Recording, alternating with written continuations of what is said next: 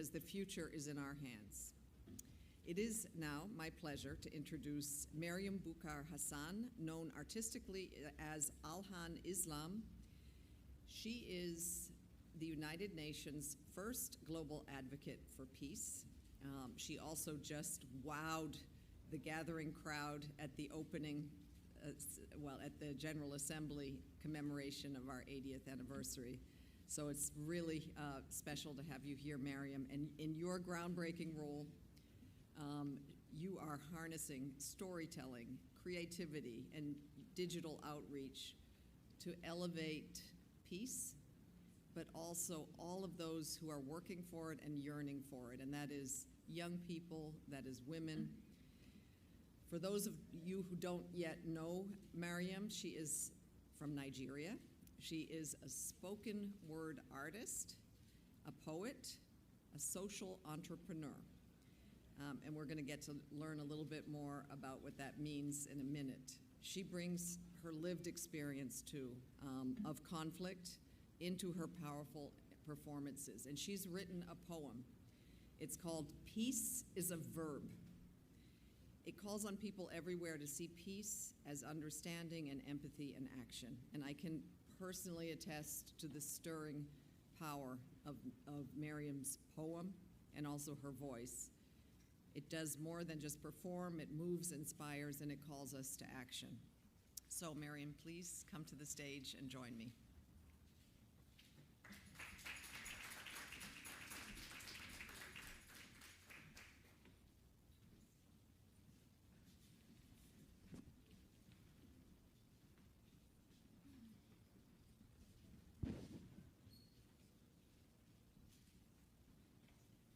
Do you remember the first stanza of your poem?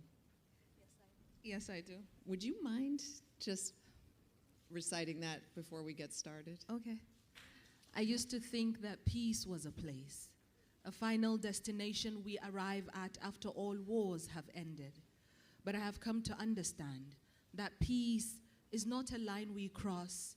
It is a choice that we make over and over and over again, especially when it is the hardest, especially when it feels far away.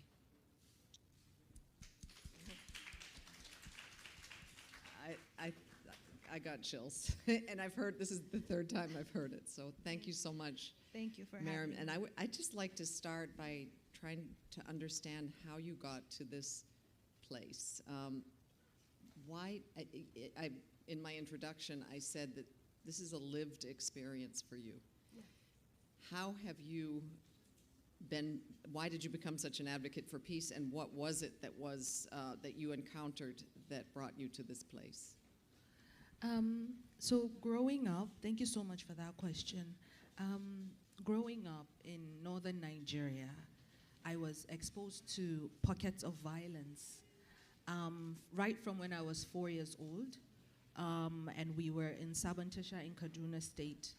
There was, in my grandma's house, there was a day where crisis erupted between the Christians and the Muslims. So we experienced interreligious crisis as well in some parts of Kaduna State. And so the Christians were killing the Muslims were killing the Muslims, the children especially. So they were going house to house, picking out the children that were not their religion, and then killing them. And so they came to my grandma's house, and I was there.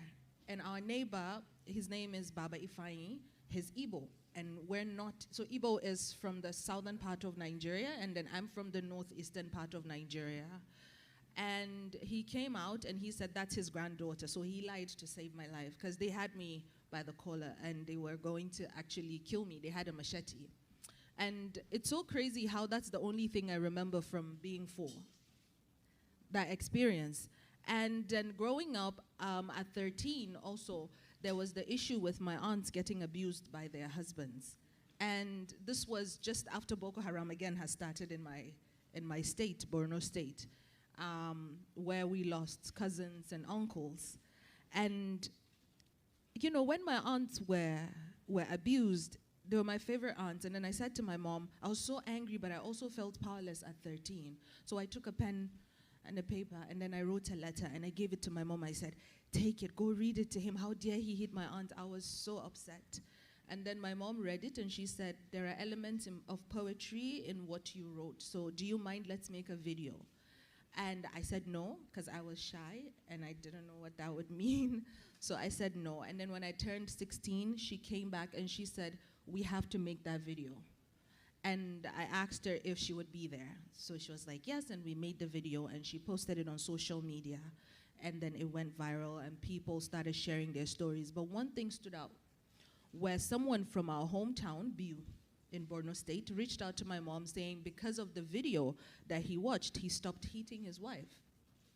And so from that day onwards, I said, okay, so something that has the power. Can I just ask you what was the main message in that letter? Oh, so it was Violence Has No Religion. That's the title of it.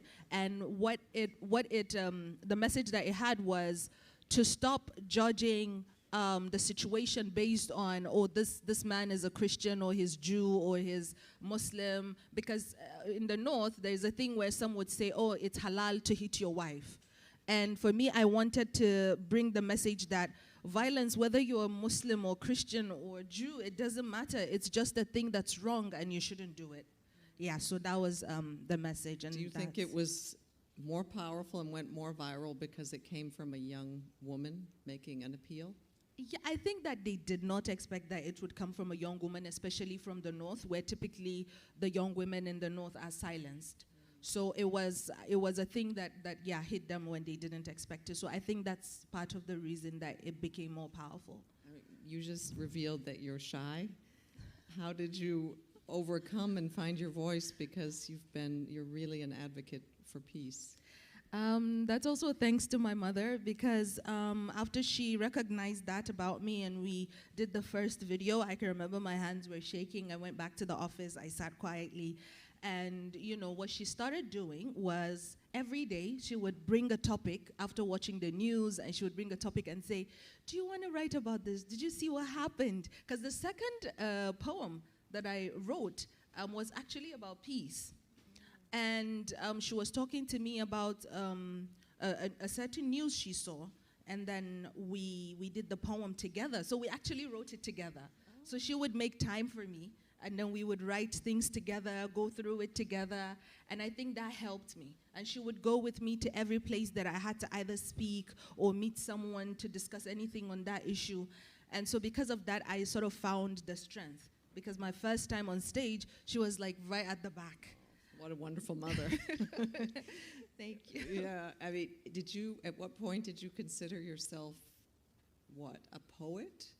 A spoken word poet, or a peace activist, or a combination of both? All three?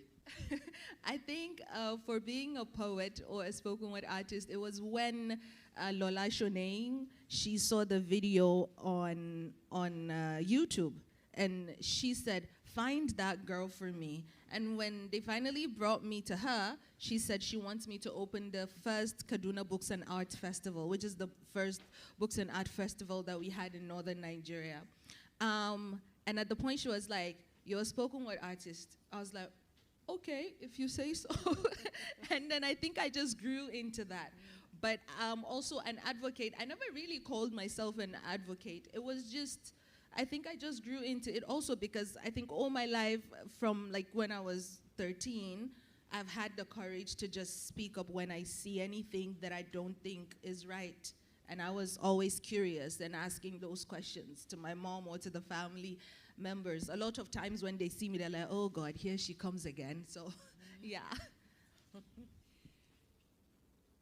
You were just in the General Assembly also giving a very powerful speech, and you recited your poem. There was also another speaker, Maria Ressa, there, and she spoke about her concerns about the digital and online world. You just mentioned that you were actually discovered thanks to social media.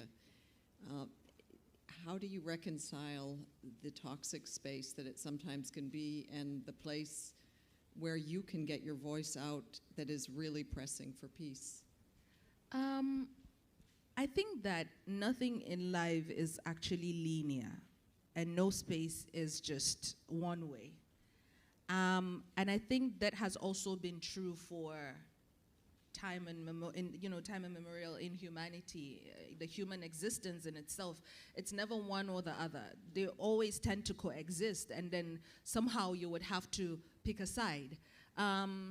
And for me, I would say that, yes, it's great that we acknowledge the toxicity of the space, but also in acknowledging, that means we also should do better. So if we see that the space is toxic, we cannot just condemn it. We need to get in there and do the right thing so that we're able to also dilute and, with time saturate the space so that the misinformation, it's algorithm as well. The more that you're pushing a certain agenda, the more it's going viral. So how about we also orchestrate pushing, ourselves, our voices in the right manner to solve problems so that we also saturate the space. I think that it's a thing where we can actually take it. And it's great to acknowledge, because yes, it can be very toxic, but it's also great to know that we can come together or in your own little corner and utilize it. I think it's the single most powerful resource that young people have, that we can actually look inward, sensitize ourselves, and go ahead and sort of like use it to build a peaceful world, because now, of course, a lot of things are digital. Well, I'm sure you're going to be catalyzing a lot of young people online, but also you have an initiative called True My Voice, which has given platform to thousands of young storytellers from across Africa. Can you tell us a little bit about that? So True My Voice, thank you so much for that question. True My Voice was born out of grief. Like I said earlier, northern Nigeria is a space where a woman's voice is often silenced.